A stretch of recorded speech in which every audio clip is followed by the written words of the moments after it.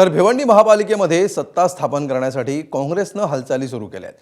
काँग्रेसनं शरद पवारांची राष्ट्रवादी, सपा आणि कोणार्क विजय आघाडीसोबत सत्ता स्थापनेसाठी चर्चा सुरू केली आहे। भिवंडी महापालिकेमध्ये एकूण 90 जागा आहेत। सत्ता स्थापनेसाठी 46 जागांची आवश्यकता आहे। मात्र एकाही पक्षाला बहुमत न मिळाल्यामुळे तिथे त्रिशंकू स्थिती निर्माण झाली आहे। काँग्रेसला 30 जागा मिळाल्यामुळे त्यांच्याकडून सत्ता स्थापनेचे प्रयत्न सुरू आहेत।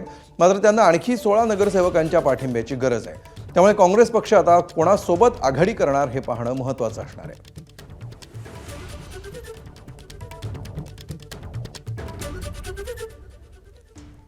तर भिवंडी निजामपूर महापालिकेमध्ये कोण किंग मेकर ठरू शकतं बघूया।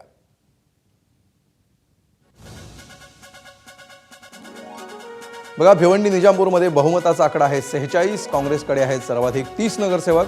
त्यामुळे 3 पक्ष किंग मेकरच्या भूमिकेत येऊ शकतात।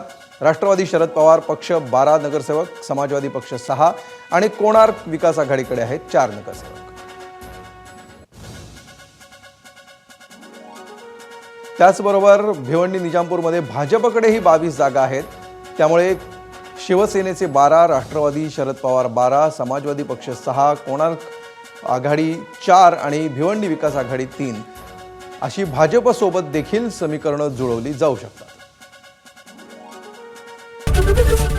एबीपी माझा, उघडा डोळे बघा नीट।